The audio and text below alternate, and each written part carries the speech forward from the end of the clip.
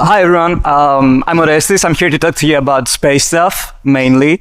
Now I'm going to break the norm. I didn't bring any slides because you wouldn't have time to go through them anyway, so I want you to focus on my beautiful voice instead. The universe sort of conspired against me coming here, but here I am, so... please understand that this was intended to be a 30-minute talk originally and not a 10-minute talk. So this means two things. First of all, I'm going to speedrun this. Second of all, I can't really go through all of the cool stuff we've been building, and I wanted to show you. So what I'm going to do instead is I'm going to give you a little teaser of, the whole kind of greater vision of what we're building. And then maybe if I have the time, connect it to Julia and some key insights I want to give regarding potential use cases for when Julia can give you a competitive advantage in prod in industry. So I'm Orestis, I come from Greece, and prior to what I've been doing right now, I was working on a really cool satellite with a space biology mission, and we did a lot of stuff from scratch.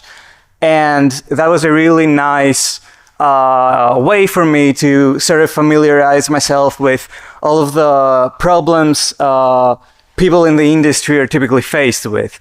And after that, we worked on some research projects with a friend of mine, and I originally was hired by an aerospace company to work on space missions, but also I was funded to sort of create a spin-off thing to build tools for people working in space missions. And so how does that look like? What we currently have has evolved quite a bit from what it was like a year ago.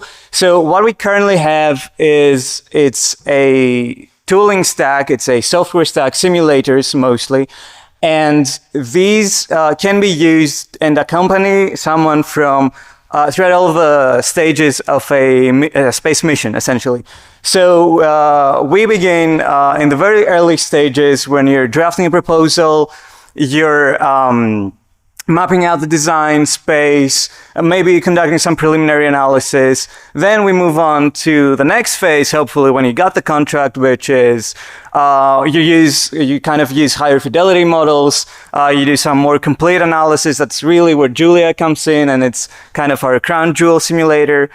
And then we have simulators and emulators for a lot of stuff. So as you make intelligent decisions, and you cut down on the cost and the time needed, and you start moving on with your mission and procuring components, you can swap out functional software models and bring the actual components in, be it hardware or in the form of third-party vendor kind of software stuff, and keep reusing the same stack that we've built. So it's kind of a CI/CD pipeline, where you constantly keep the backbone and add or swap stuff for the higher fidelity things.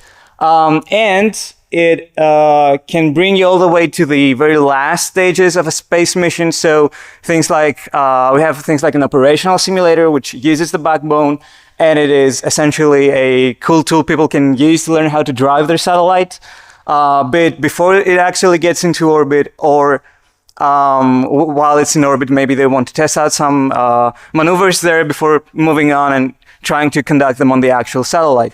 So that's what we're doing very briefly. And now, Julia has played a very big role in getting us up to speed.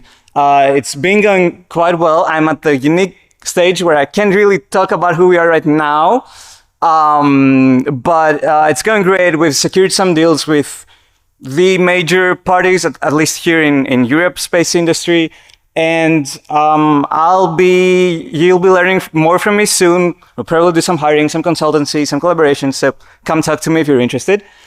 And hopefully I can say a few things about Julia as well and how it fits into the picture, right? So when you're trying, let's put legacy stuff, reasons aside, when you're trying to develop commercial software that maybe scales a little bit, what options do you have in terms of programming languages, right? Maybe you do C++, you do Java, you do Python. You have some big three, big four. If you want to be sensible about it, you won't really use Julia. So I want us to reflect and kind of start from the beginning and say, why would someone choose a different programming language to go about that sort of business? And the only real answer here is it has to provide you with some kind of competitive advantage, right? Programming languages are a tool, but they're very unique in the sense that they can drastically affect the outcome of what you're trying to build.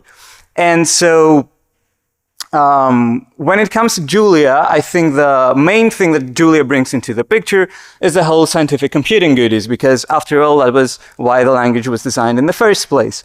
Now, adjacent to that, and I think highly complementary to that, is also the access to high performance. Now, why is that important and why should you care?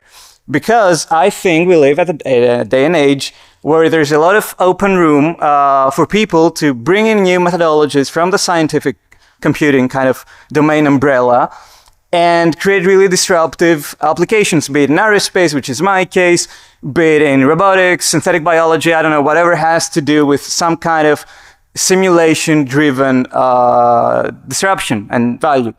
And so high performance here not only really brings everything together, but, and this was true in our case as well,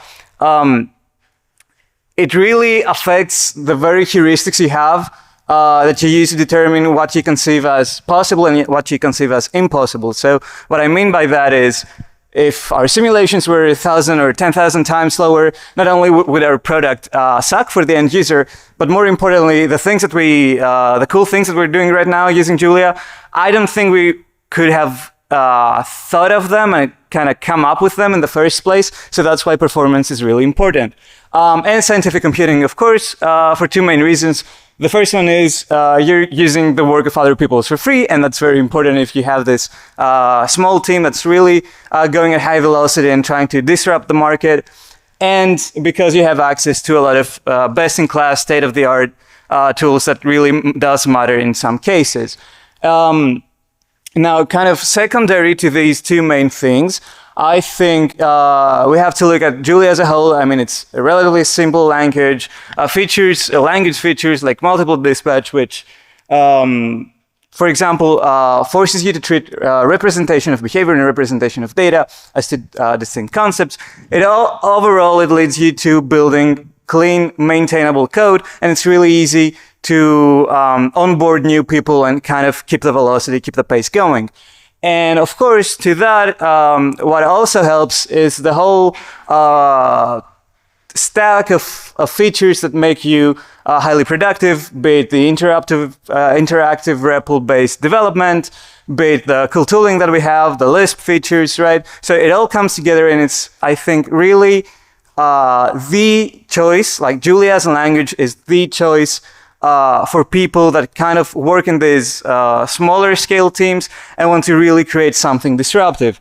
And to close things off, I mean, some rooms under that, from that point of view, some room for potential improvement, apart from, I mean, everyone's talking about the binaries thing, right? But also deployment goes beyond binaries, so things like how do you deploy your applications to the cloud, how do you cut down the costs, things like that. You need some better tooling. You always need some better tooling. We have some stuff. There's some stuff I'm really excited about, like JetLS, but also better editor integration, better debugger stuff, better PKG stuff, right?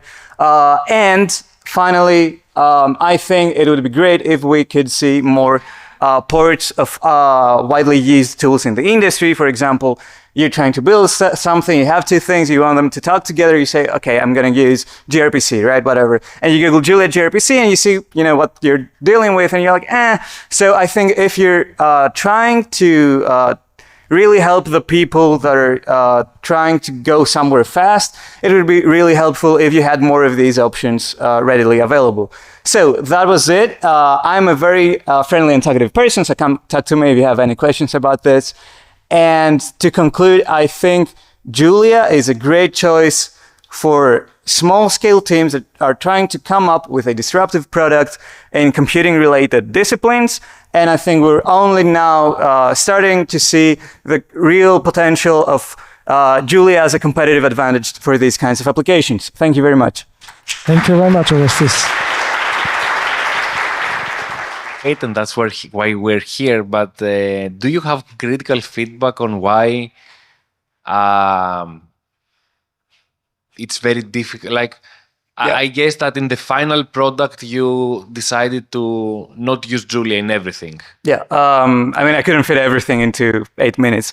But like to make it very specific, because we are very close with time. Like, what is the one thing that you couldn't convince your team to stay on Julia?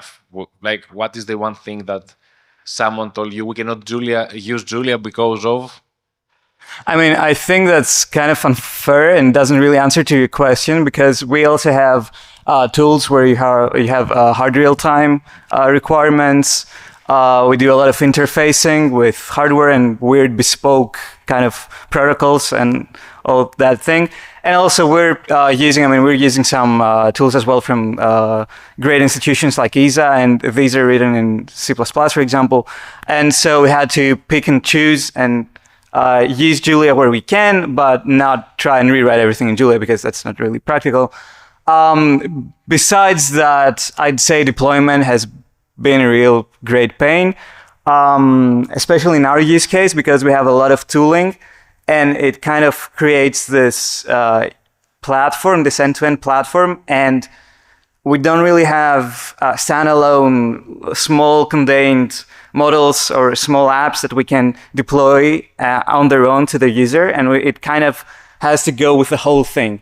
And then, of course, because you're working in the aerospace industry, and you have stringent requirements on things like where does my code live, who has access to my code, my data, it becomes really complicated. And I know that there's a lot of efforts pushing towards making Julia easier to use in these kinds of domains, but it's definitely not there yet.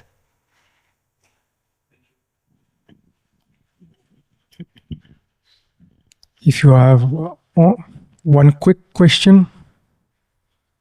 Yes.